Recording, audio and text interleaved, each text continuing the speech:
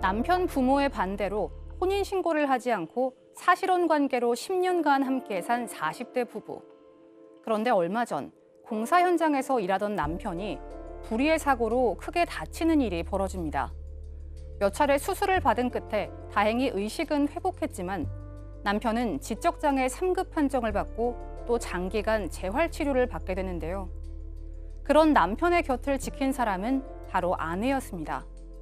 하지만 아내는 법적 배우자가 아니었기 때문에 치료와 보험금 수령 등을 위한 보호자 자격을 인정받지 못했는데요. 아내는 지금이라도 혼인신고를 하려 하지만 남편 가족들은 이를 반대합니다. 아내는 사고로 지적장애 판정을 받은 사실혼 남편과의 혼인관계를 인정받을 수 있을까요? 오늘 이 사건 상담실에서는 10년간 사실혼 관계로 지낸 한 40대 부부의 사연을 소개해드릴까 합니다. 이 두 사람 10년간 함께 살면서 혼인신고를 하지는 않았군요. 그렇습니다. 그 두 가지 이유가 있었던 것으로 보여요. 첫 번째 이유는 일단은 경제적인 이유였습니다. 이제 당시에 형편이 넉넉지 않아서 식을 못 올린 것도 있는데 더 중요한 것은 그 남편 집안에서 이 부인을 탐탁치 않게 여겼던 것으로 보입니다.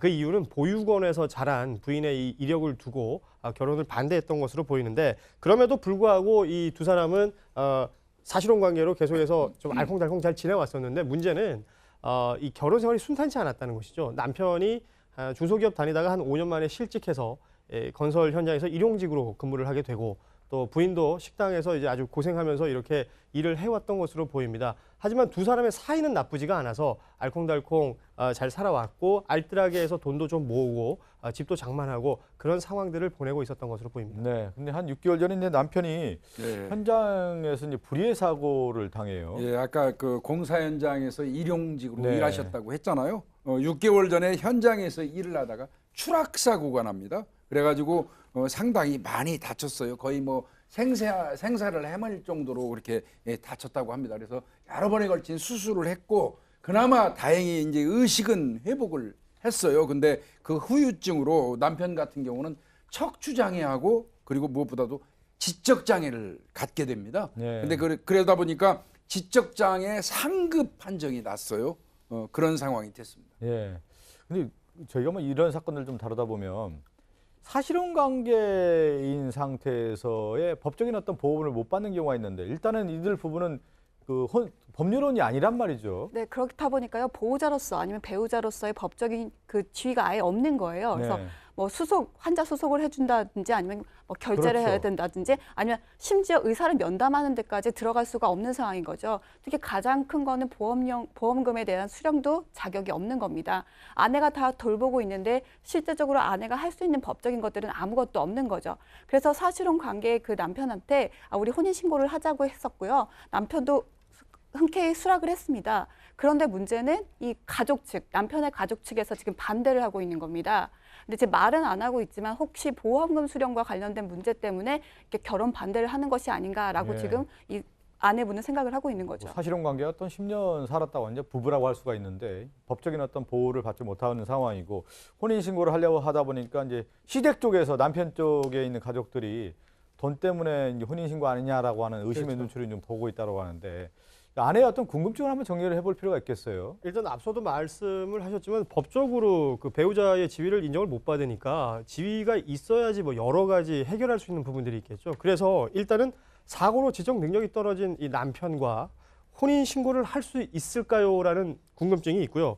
두 번째는 만약에 혼인 신고가 안 된다면 그동안 10년의 사실혼 기간 동안 함께 모은 재산은 어떻게 되나요?라는 이 두 가지 질문을 하고 계십니다. 그러니까 이 궁금증 첫 번째가 이제 사고로 지적 능력이 떨어진 남편과 혼인신고를 할 수 있느냐에 대한 부분인데 10년간 사실혼 관계였고요. 네. 남편은 이미 이제 사고로 지적 능력이 떨어진 상태란 네. 말이죠. 그러니까 일단 지금 이 사건에서 중요한 건 남편이 동의를 했어요.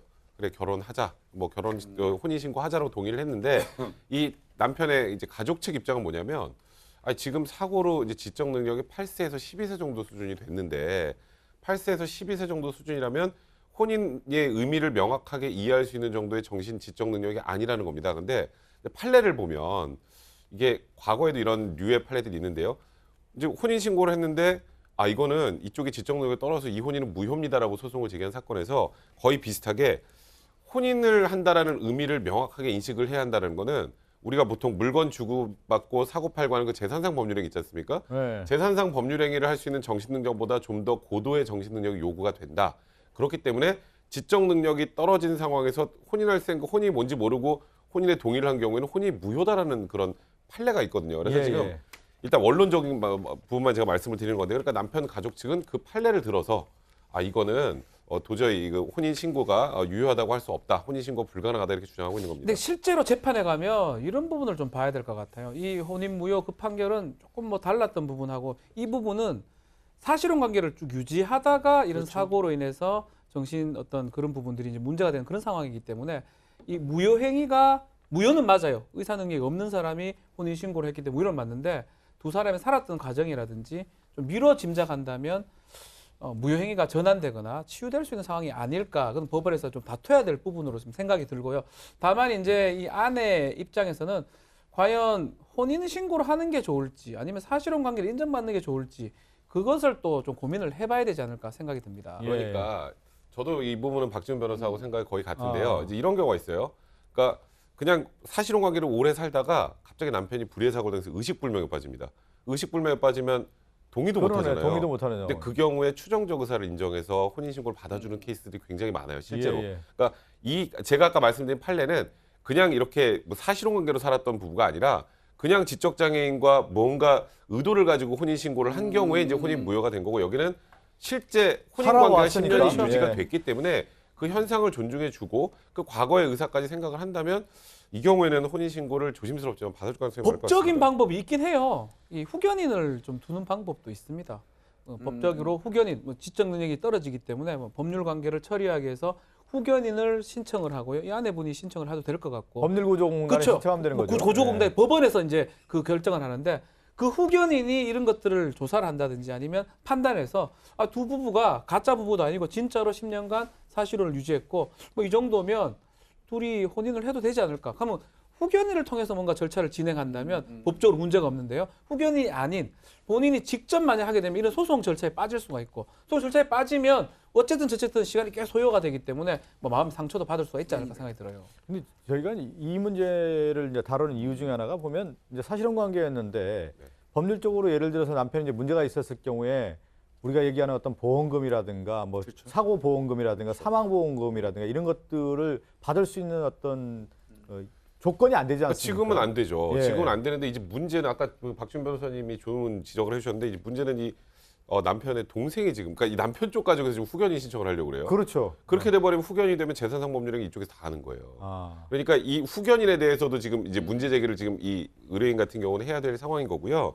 사실 가장 중요한 건 그 10년간 사실상 부부로 살았다는 걸 입증할 만한 여러 가지 자료들이 있지 않겠습니까? 둘이 예, 찍은 예. 사진부터 이제 그런 것들을 제출해서 어떻게든 혼인신고를 받아내는 게 근데 이제 좀 10년 동안 그럴 것 살면서 저희가 얘기했지만 가정적으로 뭐 경제적으로 형편이 좋은 편은 아니었을 예. 것 같아요. 왜 그러냐면 네. 남편은 일용직이고 아내는 식당에 일을 했다라고 하면 10년 동안 살면서 재산을 뭐 많이 모았을 그렇죠. 것 같지는 않기 때문에 만약에 남아있다고 하면 하나의 어떤 사고 보험금에 대한 부분이 좀 있을 것 같은데 그것 때문에 이제 시댁에서도 이 결혼에 대한 그렇죠. 부분에 대해 반대하는 거 아니겠습니까? 보험금이 좀 문제 같아요. 보험금이 네. 만약 생명보험이나 뭐 상해보험 같은 게 뭐 상해보험. 지정이 안 돼. 수익자가 이 아내로 지정이 돼 있으면 뭐 큰 문제가 그건 없는데 문제 없죠. 상속인으로 지정이 돼 있으면 상속은 좀 받을 수 없는 관계거든요. 사실혼 관계라서. 그렇다면 직계 존속이라든지 형제들 지금 동생이 있죠. 시동생. 이 사람이 받을 수 있는 상황이 생길 수가 있는데 다만 이 뭐 일을 하면서 다쳤기 때문에 이 산재 관련된 거는 또 사실혼 관계가 받을 수가 있습니다. 예, 예. 사실혼 관계만 인정을 받는다 그러면 그거를 입증만 해낼 수 있다면 뭐 입증 부분들이 계속 얘기하지만 뭐 슈퍼 가서 두 사람 부부다 진술 아니면 사진 같은 거 이런 걸 갖고 가서 한다면 산재의 어떤 연금은 또 보상금은 받을 수 있지 않을까 생각이 그러니까 두 분 들고요. 얘기 들어보니까 일단은 혼인 신고하는데 큰 어려움은 없는 것 같으네요. 이제 10년 동안 어떤 살았다는 부분만 입증이 동생이 된다면 끼어들거든요. 예, 예. 동생이 자신이 지금 법적인 예. 혈육이기 때문에 자신이 지금 후견이 되고 싶어 하는데 예전에는 이렇게 많이 됐었습니다. 요즘 최근에 가정법원은 어떻게 하냐면 서울 가정법 같은 경우는 신분적인 부분하고 건강 부분하고 분리를 합니다.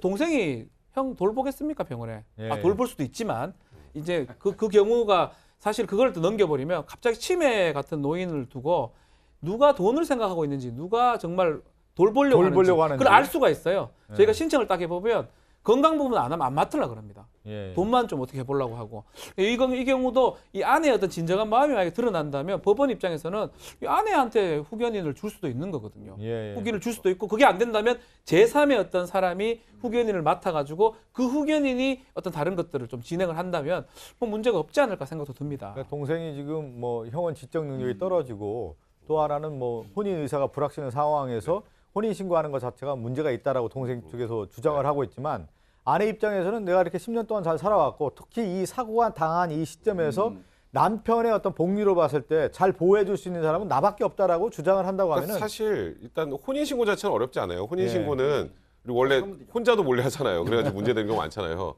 그러니까 혼인 신고 자체는 어렵지 않은데 혼인 신고를 하면 지금 동생 측, 예. 가족 측은 혼인 무효 소송 제기하겠다는 거 제가 아까 말씀드렸던 그 판례 그렇죠. 기초로 예. 이제 혼인 신고를 하면서 10년간의 그 두 부부의 네. 삶을 쭉 정리해서 자료로 증거 자료를 가지고 있다면 혼인 신고 무효화하기 힘들 것 같고요. 이 동생도 지금 정말 이 형을 위해서 이러는 것 같지 않거든요. 지금 그 분위기상 재판부에서도 분명히 그 부분은 네. 이해하고 알고 있을 겁니다. 그리고 또 우리가 이제 뭐 사실혼 관계에 있는 사건들을 우리가 재산 문제 음. 때문에 다루는 경우가 많지 않습니까? 뭐 상속이라든가 이런 사고가 당했을 경우는데 어느 정도 살면 그렇게 또 법률론으로 이렇게 혼인 신고를 하는 게 맞지 않나 싶은 생각이 드는데 불의의 어떤 사고 당했을 네. 때 법적인 문제가 있었을 때 특히 이제 상속의 문제 때문에 사실혼 관계인 경우는 하나도 인정을 못 받기 때문에 혹시 이 방송을 보는 분 중에 사실혼 관계에 있는 분들은 이 시점에서는 혼인 신고를 해야 되겠다는 생각하는 분도 좀 있을 것 같습니다.